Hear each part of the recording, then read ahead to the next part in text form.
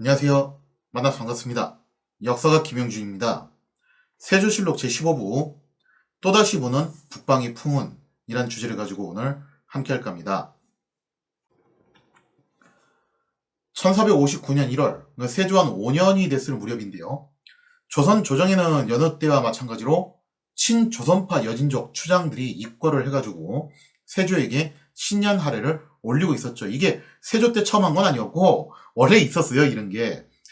이제 예전에 세종 때 4군 6진 설명하면서 그 언급을 드렸는데 여진족도 친명파가 있었고 친조선파가 있었고 그 다음에 독자적인 마이웨이 노선이 있었고 그랬다라고 했죠. 그리고 이것도 항시 고정되는 것도 아니에요. 친조선파로 갔다가 친명파로 가기도 하고 친명파에서 뭐 마이웨이로 가기도 하고 마이웨이였는데 다시 뭐 친조선파로 오기도 하고 그냥 계속 변동을 해요, 이게. 아무튼 조선은 개국 초기부터 여진족과 줄곧 긴장 관계에 있었죠. 그나마 태조가 살아있을 때는 태조 특유의 여진족 인맥 덕분에 원체 이제 여진족하고 같이 뒹굴면서 사신 기간이 길어가지고 측근들 중에서도 여진족 출신들이 꽤 있었잖아요. 그래서 그런 인맥 덕분에 그럭저럭 이제 뭐 갈등이 봉합이 되긴 했어요. 그래서 태조가 살아있을 때까지만 하더라도 태종 이제 초반까지만 하더라도 여진족하고 그렇게 대대적인 충돌은 잘 없었다는 거죠. 하지만 태조가 승하자마자 그것도 태조의 오른팔이었던 먼터무가 바로 바로 그냥 뒤통수를 치는 그런 이제 모습을 보이게 되죠. 그래서 태종 시기가 되면은 이제 여진족하고 수시로 국경지대에서 충돌이 발생을 하게 되는데요. 태종 때는 일시적으로 후퇴를 하긴 했었어요. 그때 태종이 정말 눈물을 머금고 조상님들 묘소가 있는 곳인데 거기를 잠깐 좀 일시적으로 포기하는 결정을 내리게 됐죠.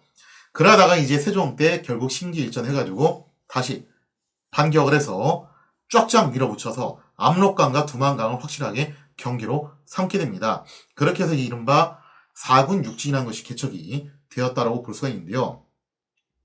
하지만 이걸로 끝이 아니었죠. 그 이후에도 여진족은 수시로 국경지대를 침범을 해왔고 종종 이게 힘으로 안 되니까 얘들이 하나로 힘을 합치면 모르겠는데 부족 단위로는 아무래도 조선을 이길 수가 없잖아요. 그래서 어떻게 하냐면은 협잡지를 벌여가지고 조선과 명 사이를 이간질시키는 그런 상당히 이제 골치 아픈 행동들도 하게 되었다는 거죠. 자, 조선 조정. 무력만 가지고서 여진족을 토벌하고서 끝낼 수만은 없다. 그래서 세종도 막판에 김종서를 불러들이고 원체 김종서가 이제 가가지고 무섭게 하니까 김종서를 불러들이고 황보인을 대신 보내가지고 좀 이제 좋게 좋게 말로 달래라. 그런 쪽으로 이제 방침을 바꾸게 되잖아요. 이때 당시에도 뭐 이제 비슷했던 것 같아요. 세조도 여진족을 항상 무력으로만 다스릴 순 없다. 일단 좋게 좋게 말로 해보자. 자, 그렇게 해서 국경을 안정시키려는 방책을 도모하게 되었다는 거죠. 세조는 서당들하고 마찬가지로 북방의 국경 문제에 대해서 굉장히 지대한 관심을 갖고 있는 왕이었습니다. 세조 때가 되면 그래도 왜군은 더 이상 이제 안 쳐들어오기 때문에 확실하게 이제 무로마치幕府가 안정세로 들어서면서 왜군 문제는 일단락돼요. 그래서 이제 온리 어느 쪽만 신경 쓰면 되냐면은 북방 문제만 신경을 쓰면 되는 그런 상황이었죠. 그리고 세조는 이 점은 정말 참 다행이었는데 이 국방 문제에 있어서는 굉장히 많은 관심을 갖고 있는 왕이었습니다. 특히 세조는 이 점을 착안을 합니다. 현재 여진족이 여러 부족으로 나뉘어서 자기들끼리 사이가 상당히 좋지 못하다는 거예요. 그러니까 이게 정말 복잡한 게 뭐냐면은 친조선파 여진족이라고 해가지고 자기들끼리 다 사이가 좋은 게 아니라 지들끼리도 사이가 안 좋아요. 뭐 지금도 그렇잖아요, 그죠? 같은 미국의 우방인데 한국하고 일본은 서로 사이가 정말 안 좋죠. 물론 뭐 이제 그렇다고 해서 외교 관계가 적대 관계냐면 그것까지는 아니지만 그래서 이렇게 놓고 보시면 이해하시기가 편한 건데요. 그래서 만약에 이 부족들 사이를 좀 화합시킬 수 있다면은 그렇게 해서 친조선의 깃발 아래 이들을 갖다 하나로 묶을 수 있다면은 나름 여진족 사이에서 조선의 영향력을 크게 행사할 수 있는 계기가 되지 않겠냐라고 그렇게 생각을 했던 거죠. 이러한 취지하에 세조는 신숙주를 함길도 도채찰서로 임명을 하고 함길도 도절제사, 양정, 협력을 해가지고 두 사람이 이제 같이 투톱으로 해가지고 여진족에 대한 회유 작업을 진행하도록 주문을 하게 됩니다. 예전에 제가 신숙주 파트에서 설명을 드렸는데 신숙주가 북방에서 꽤 오랫동안 잔뼈가 굵은 문관이었죠. 무장이 아니라 문관. 김정수하고 비슷한 포지션이었는데 요때부터 이제 가가지고 요 일을 했었습니다. 자, 그리고 그 일환으로 세조는 이번 신년 할애식에서 여진족의 주요 추장들을 불러들여요. 그러면서 그들에게 만호, 부만호, 사실 뭐 이게 몽골 때 있었던 그런 관칙명인데 그걸 이제 계속 활용을 해가지고 그런 것들을 갖다 이제 하사를 해서 조선의 세력권에 편입시키는 작업을 하게 됩니다.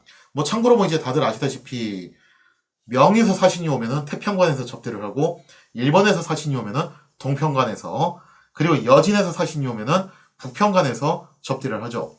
아쉽게도 현재 북평관은 건물이 남아있지 않고 그냥 터만 남아있는 그런 상황입니다.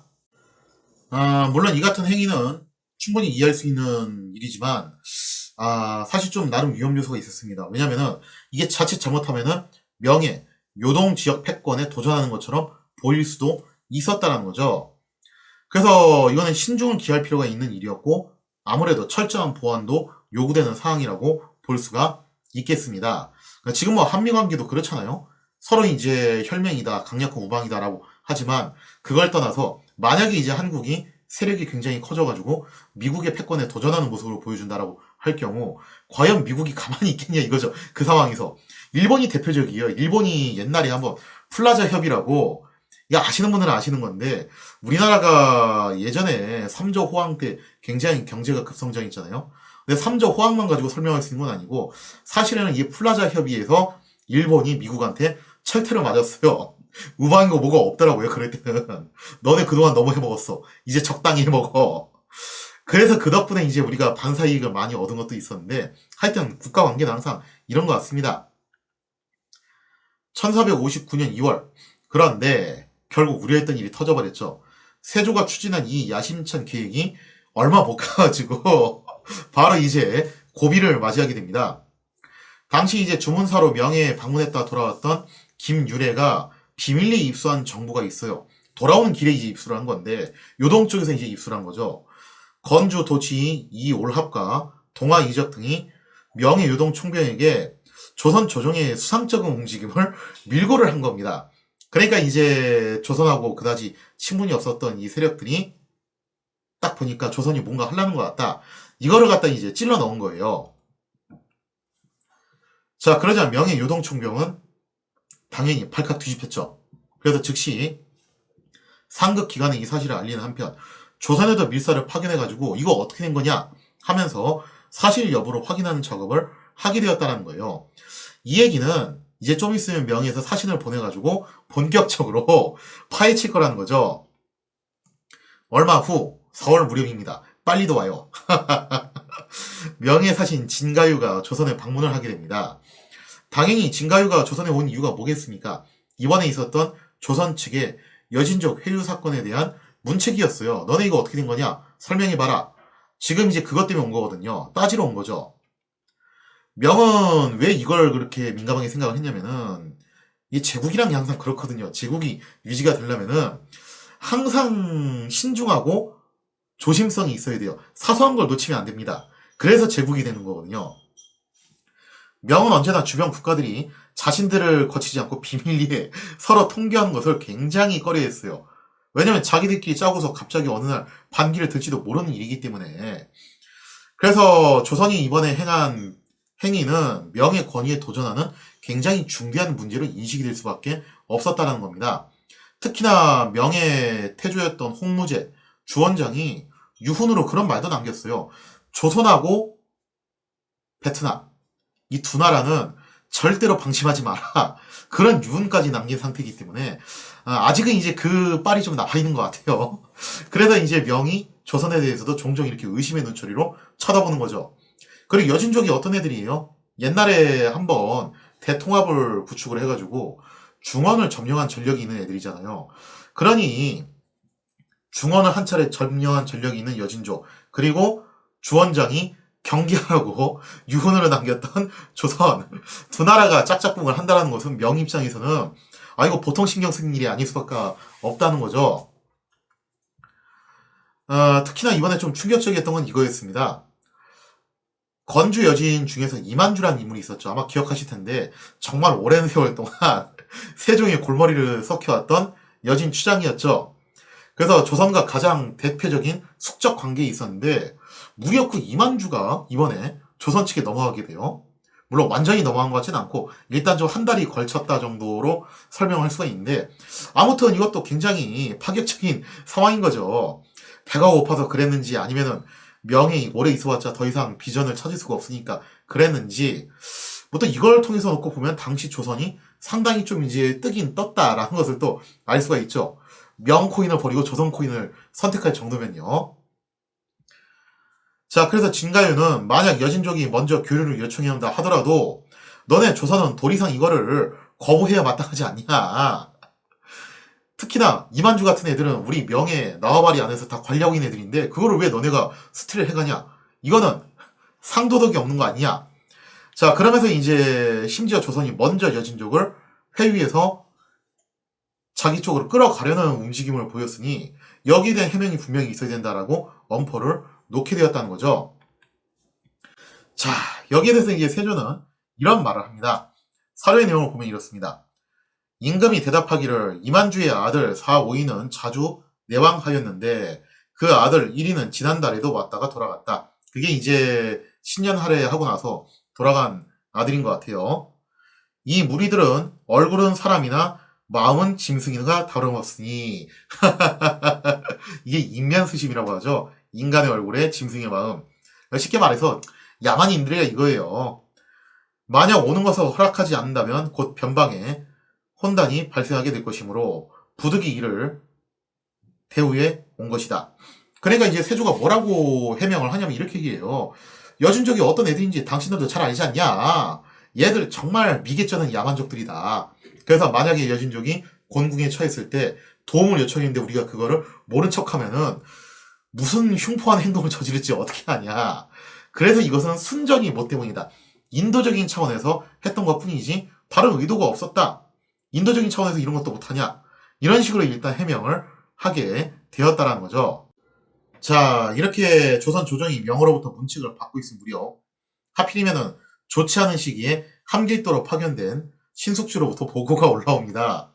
뭐라고 보고가 올라오냐면은 신숙주는 세조가 시킨 대로 일을 착착 진행을 시켜서 역시 능력자죠.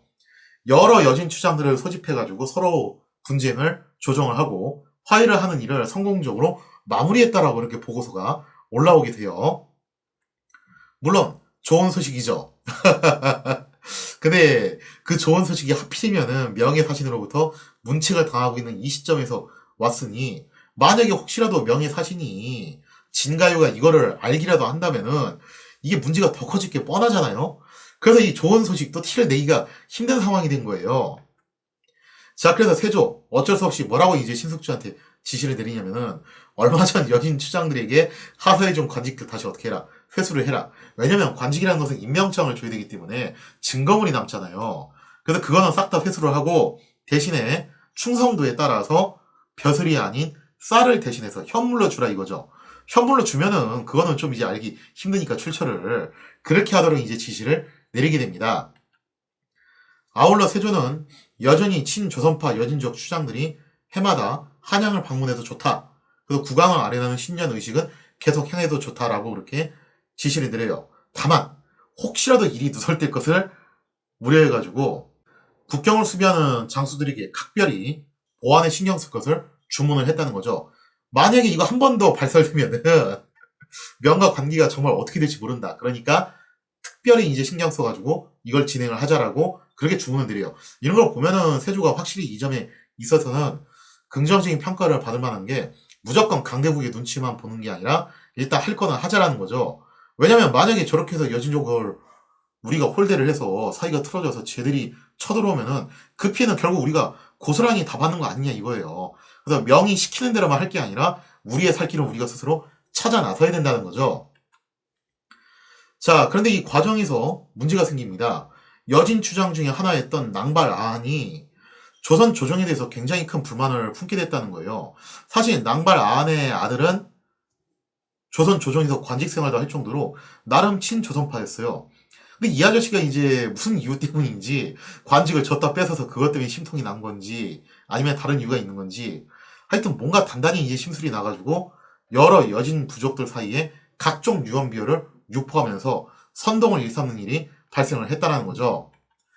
낭바라니 이 같은 행위를 한 이유를 정확하게 알기는 힘들지만 아마도 이제 정황상 이게 가장 가능성이 높은 것 같아요. 경쟁 부족인 이만주가 이제 낭바라 안의 경쟁이었는데 이만주가 근래 조선의 회유를 받은 것에 대해서 좀 불만을 품었던 것 같습니다. 그러면서 이만주가 조선 쪽으로 들어간다고? 난 쟤랑 같이 있기 싫은데 난 그럼 나갈래. 좀 이런 식으로 행동을 했던 게 아닌가라고 뭐 추측을 할 뿐이죠. 그래서 이러한 정황이 조선 조정에 포착은 됐어요. 하지만 여기 대해서 뭐 이제 당장 낭바라안을 잡아다 족치자 그러진 않았고 현재 이제 명가의 관계에 봉합이 급선무였기 때문에 양정에게 일단 낭바라안을 자극하지 말고 좋은 말로 회유를 해라라고 이렇게 지시를 내리게 되죠. 이처럼 조선 조정은 나름 최선을 다해서 명예의심을 사지 않는 선에서 여진족들을 위무를 하고자 했어요. 하지만 여진 추장 낭바라안은 여전히 불만을 토로하고 다녔다는 거죠. 그러면서 어떤 말까지 하고 다니냐면은 조만간 조선군이 쳐들어올 것이다. 대비해야 된다. 여진인들이 담결하라. 으쌰으쌰. 이런 말까지 하고 다녔다는 거예요. 거기다 이제 낭바라안은 조선의 통사, 그러니까 통역관이죠. 통역관을 향해서 화를 겨누고 위협하는 등 상당히 강도 높은 도발까지 행하게 되면서 조선 조정도 더 이상 낭바라안의 반기를 좌시할 수만은 없게 되었다는 겁니다. 세조 성깔 같아서는 당장 낭바라안을 요절을 내고 싶었겠죠. 근데 일단은 명가의 갈등 봉합이 급선무였고 만약에 무력을 동원해서 낭바라안을 토벌하기라도 한다면은 명이 또 이거 가지고서 트집을 잡을 게 분명하단 말이에요. 너네 갑자기 군사 동원해서 여진족을 공격하냐? 이런 식으로 또 이제 트집 잡을 게 뻔하기 때문에 일단은 참는 수밖에 없었다라는 거죠. 거기다 이제 조선 측의 해명에도 불구하고 인도적인 차원에서 행했던 어쩔 수 없는 지원이었다. 그런 해명에도 불구하고 명에서는 다시 또 문책사조를 보내요. 그러면서 이제 뭐라고 얘기를 하냐면은 지금 너네 논점 흐리기 하고 있는 거 아니냐.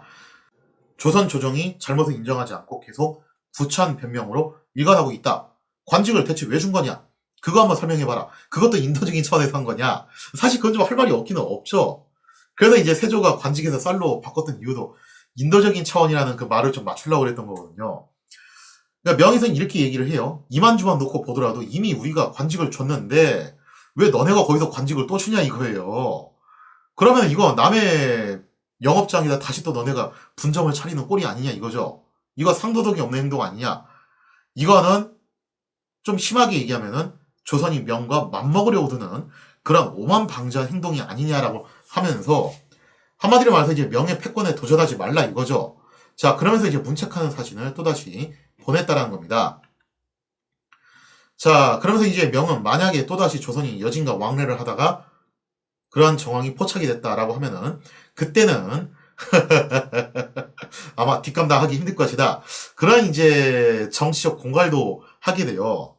자, 그래서 이제 세조는 지금 현재 이 문제를 먼저 해결을 해야 되다 보니까 일단 낭발아한 문제에 대해서는 인내심을 갖고서 좀 유화적으로 해결을 하자라고 결정을 내리게 됩니다. 자, 과연 세조의 인내심은 어디까지 가게 될 것인가? 이 낭발아한 문제가 어떻게 진행될 것인지에 대한 이야기는 다음 시간에 이어서 계속하도록 하겠습니다.